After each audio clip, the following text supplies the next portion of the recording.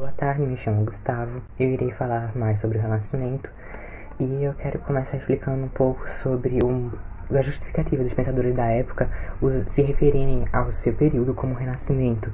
Eles se referem a isso como o retorno de valores, costumes e formas artísticas greco-romanas, tendo o seu período como um afastamento do que era feito na Idade Média, além de ser considerado essa época um marco inicial da Idade Moderna. O Renascimento foi um movimento científico, artístico e cultural que surgiu na Itália, onde se encontrava um grande crescimento populacional, econômico e o aumento da interação com vários povos, e com o crescimento da burguesia, tais movimentos se ampliaram com o êxodo rural e a parte do pensamento humano com o individualismo, de pensar mais em si mesmo.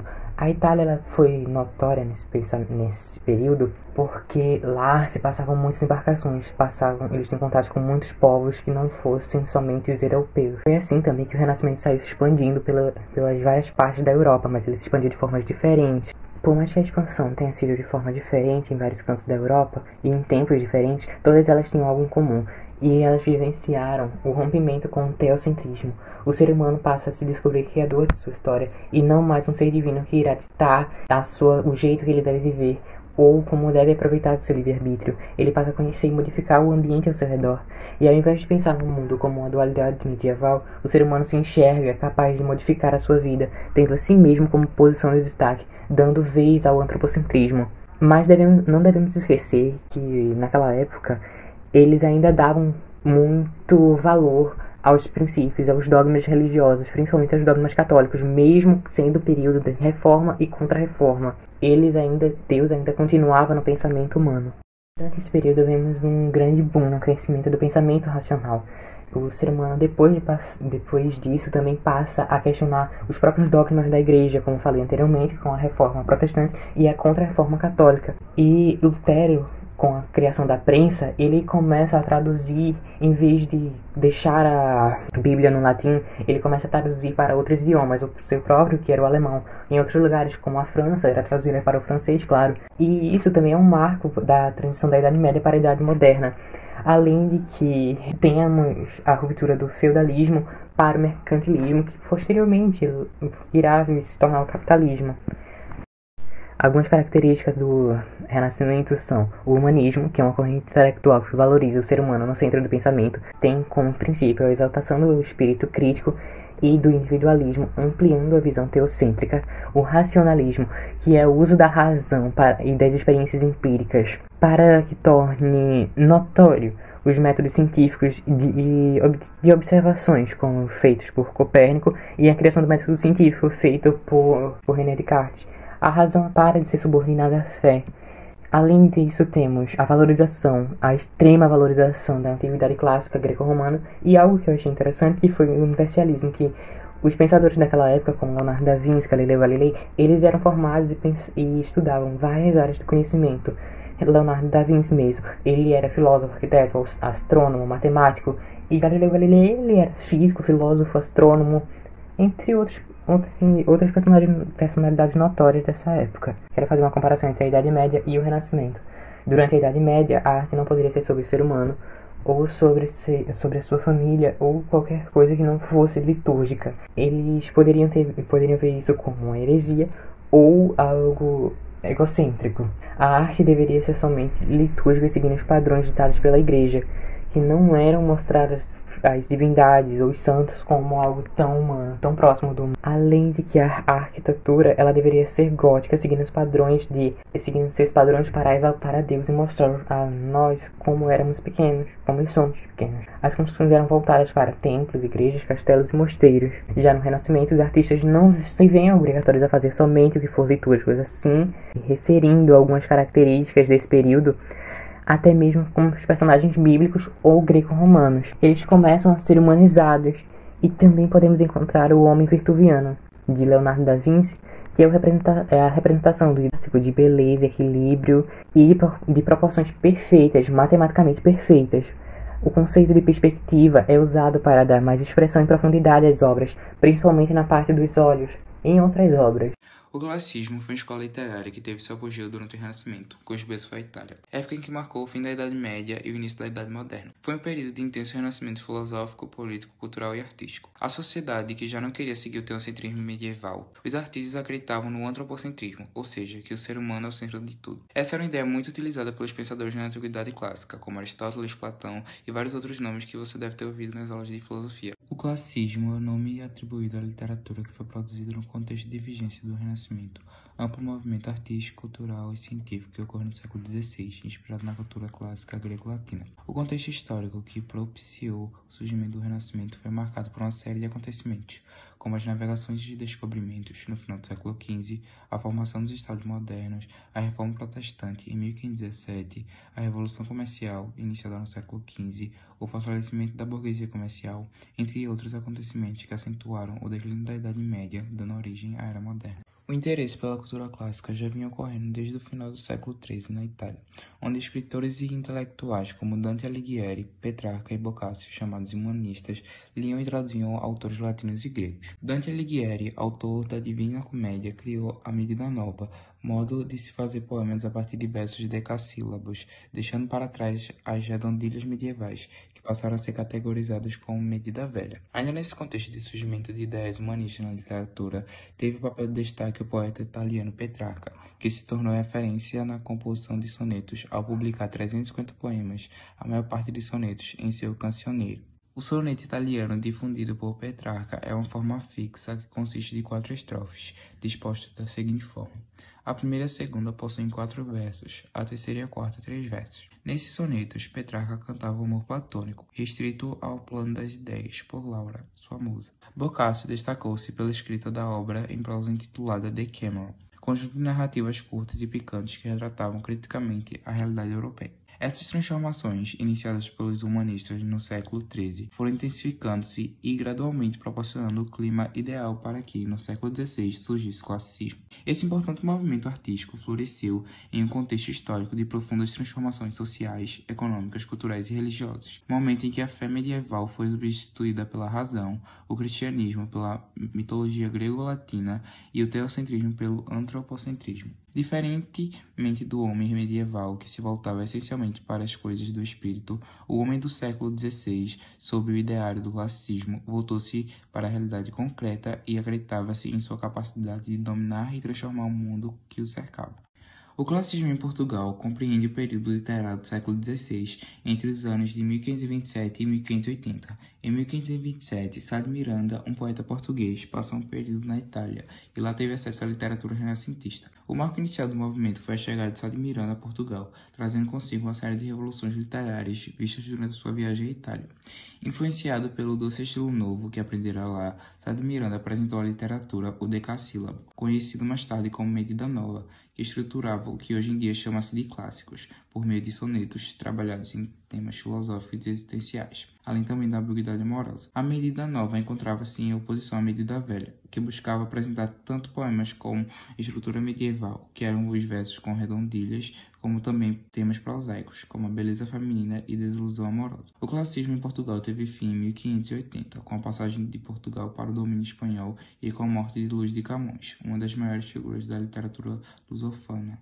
Agora citarei as principais características do classicismo, como o antropocentrismo, que consiste na centralidade da existência humana em relação ao universo e aquilo que o compõe, a harmonia, que busca pelo equilíbrio, pela proporção, pela objetividade e pela transparência, o neoplatonismo, que foi uma escola filosófica predominante no classicismo português e que consistia em retomar a filosofia amorosa de Platão, tratando o amor por seu viés filosófico e religioso. O racionalismo, que é a valorização da capacidade de raciocinar, a valorização da cultura grega, que é o paganismo, o equilíbrio formal, que consiste na utilização de poemas de formas fixas, rimas e métricas regulares, personificação, que é quando é selecionado elementos da natureza personificados, como deuses gregos, o amor, o tempo, e o universalismo, onde os artistas passam a se preocupar com ideias relacionadas às verdades universais. Agora destacarei alguns autores que também foram relevantes para o período do classicismo, como Francisco de Sá de Miranda,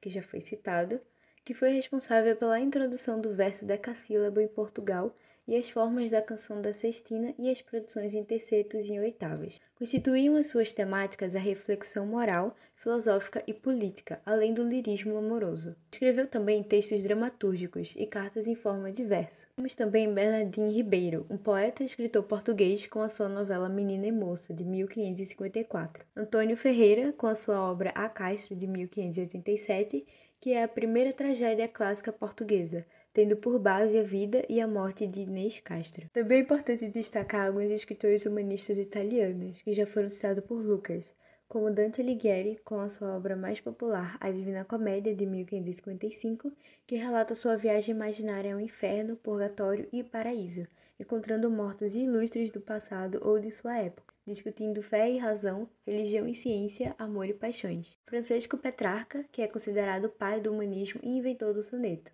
Ele acreditava no imenso valor prático e na imensa moral do estudo do pensamento e da ação humana. E Giovanni Boccaccio, com sua obra Decameron, escrita entre 1348 e 1353, que reúne várias histórias amorosas narradas por 7 damas e 3 cavaleiros. Giovanni era um cronista do mundo palpável, da sensualidade dos sentidos, dos prazeres e das dores carnais.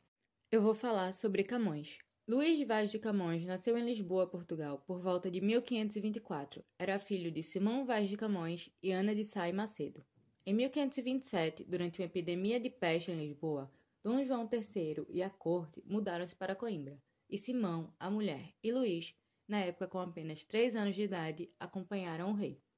Luís de Camões viveu sua infância na época das grandes descobertas marítimas e também no início do classicismo em Portugal. Ele foi aluno do Colégio do Convento de Santa Maria, onde adquiriu um grande conhecimento de história, geografia e literatura. Em 1537, Dom João III transferiu a Universidade de Lisboa para Coimbra. Camões, então, começou a cursar teologia, mas como levava uma vida boêmica e desordeira, mostrava pouca vocação para a igreja. Em 1544, com 20 anos de idade, deixou as aulas de teologia e ingressou no curso de filosofia. Nessa época, Luís já era conhecido como poeta e também compôs uma elegia à Paixão de Cristo. Seus versos revelam que ele estudou os clássicos da antiguidade e os humanistas italianos. Ainda em 1544, encontra-se com Catarina de Ataíde, dama da rainha Catarina da Áustria, esposa de Dom João III, e, desse encontro, nasce uma paixão. Mais tarde, imortalizada pelo poeta, que se referia à dama do palácio com o anagrama Natércia. Em um sarau que aconteceu depois de um torneio de poesia, o espanhol Juan Ramón, sobrinho de um professor da universidade, se sentiu ofendido com os versos de Camões. Um duelo aconteceu e o espanhol saiu ferido, o que terminou na prisão do poeta, sob o protesto dos estudantes. No final de muitas discussões, Camões é perdoado com a condição de ficar exilado durante 1 ano de Lisboa. Na capital, os versos do poeta eram apreciados pelas damas da corte. Era perseguido por outros poetas, sendo vítima de muitas intrigas para tentar desprestigiá-lo e afastá-lo da corte. Para fugir dessas perseguições, em 1547, Camões resolve embarcar para a África como um soldado. Ele serve durante 2 anos em Celta e, em uma luta, perde o olho direito. Em 1549, Luís de Camões retorna para Lisboa e entrega-se a uma vida desregrada. Em 1553, se envolve em um novo incidente, ferindo um empregado do palácio. Ele é preso e permanece 1 ano encarcerado.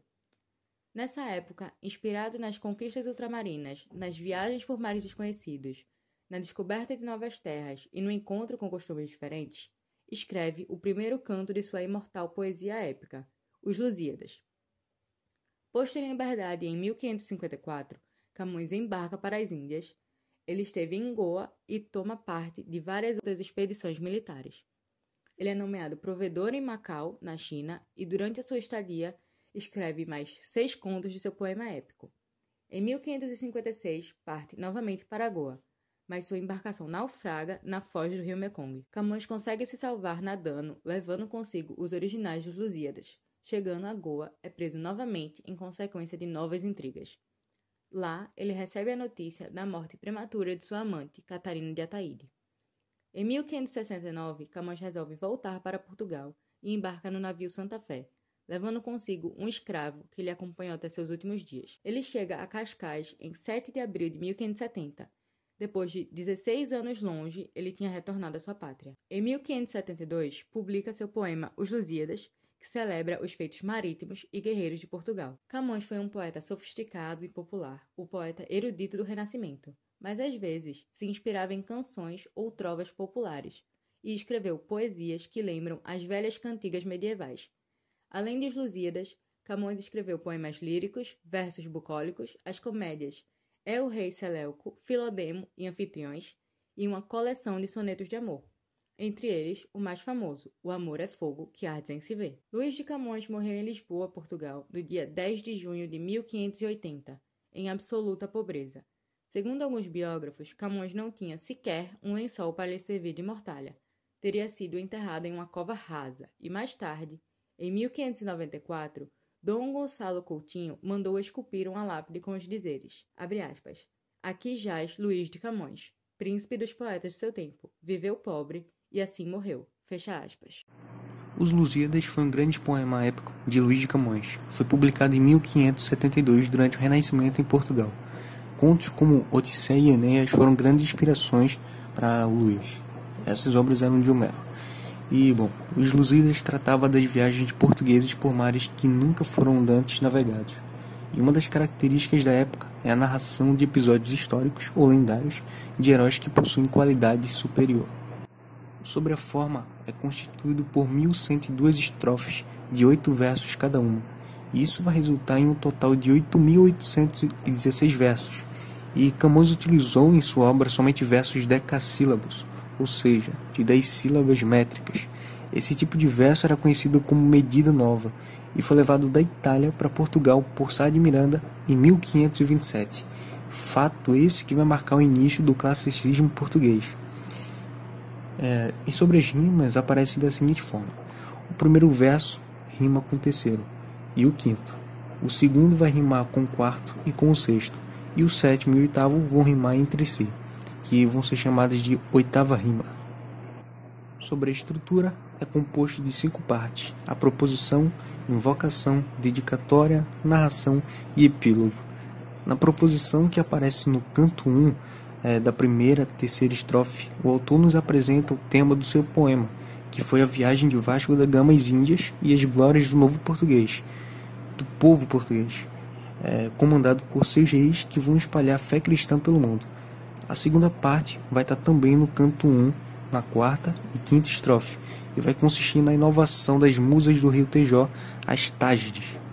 E no epílogo, que vai ser o canto 10, das estrofes 145 a 156, consiste no lamento do poeta, que ao deparar com a dura realidade do reino português, já não vê muitas glórias no futuro do seu povo. O ecletismo religioso. Aqui vai ter uma mesclação, uma mistura entre a mitologia greco-romana a um catolicismo fervoroso.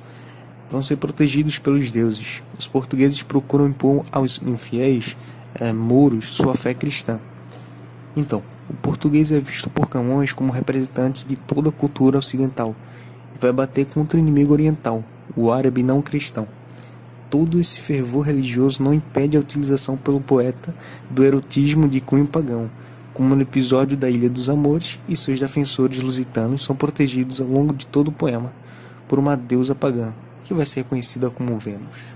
Se formos escolher uma palavra que defina bem o classicismo, ela provavelmente será a perfeição.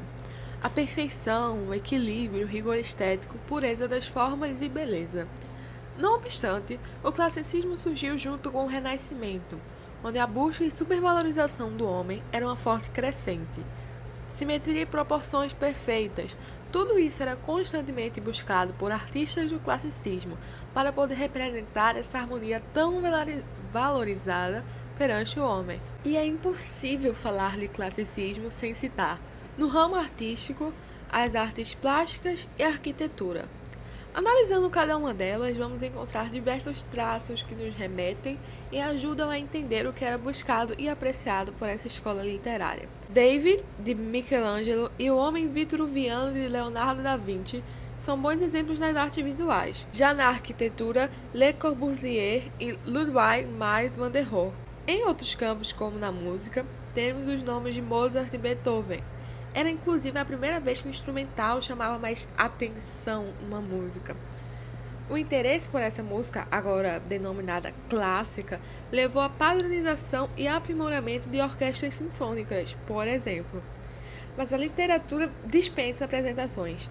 Principalmente representada por Camões, a literatura classicista é tal como um tesouro em nossas mãos. Conforme pedido, vou trazer uma conexão entre um poema de Camões e outro texto de diferente época que apresentam intertextualidade. Trouxe, então, um soneto de Camões e outro soneto de Vinícius de Moraes. O gênero que eu escolhi, o soneto, é um tipo de poema com uma estrutura fixa, tendo essa 4 estrofes, sendo 2 quartetos e 2 tercetos. E todos os versos têm 10 sílabas poéticas, como poderemos ver nos sonetos que eu trarei agora. O soneto de Camões que eu escolhi foi o 11º soneto, um dos mais famosos, como citou a aluna Maria Júlia. Para a interpretação desse soneto, eu trouxe uma cena do filme Camões, de 1946. Amor é fogo que arde sem se ver, é ferida que dói e não se sente, é um contentamento descontente, é dor que desatina sem doer. É um não querer mais que bem querer, é solitário andar por entre a gente. É um não contentar-se de contente, é cuidar que se ganha em se perder. É um sentir-se preso por vontade, é servir a quem vence o vencedor, é ter com quem nos mata a lealdade. Mas como causar pode o seu favor nos mortais corações conformidade, sendo assim tão contrário o mesmo amor? O soneto de Vinícius de Moraes que eu selecionei é o soneto do Amor Maior, e para a citação desse, aqui está a atriz e cantora Odete Lara. Maior amor, nem mais estranho existe que o meu, que não sossega a coisa amada, e quando a sente alegre, fica triste, e se a vê descontente, dá risada, e que só fique em paz se lhe resiste o amado coração, e que se agrada mais da eterna aventura em que persiste que de uma vida mal aventurada. Louco amor meu, que quando toca, fere, e quando fere, vibra, mas prefere ferir a fenecer, e vive a esmo fiel à sua lei de cada instante, desassombrado, doido, delirante, numa paixão de tudo e de si mesmo. Tendo escutado ambos os sonetos, podemos ver uma conexão. Mesmo que em épocas diferentes, ambos tentam explicar a complexidade do sentimento em questão, o amor. Interpretando cada soneto, podemos ver que se trata de um amor que é um tanto duvidoso, tendo em questão um sentimento que para o eu lírico causa uma dúvida em si mesmo, que é muito bem introduzida pelos dois autores. Abrindo então questões sobre o quão saudável o relacionamento em destaque é, pois vemos pensamentos da parte do eu lírico que são hoje considerados como negativos, como vemos nos trechos "e quando a sente alegre, fica triste", "e quando a sente descontente, dá risada", "e quando a fere, vibra", do soneto de Vinícius, e também nos trechos de Camões, "é ter com quem nos mata, lealdade".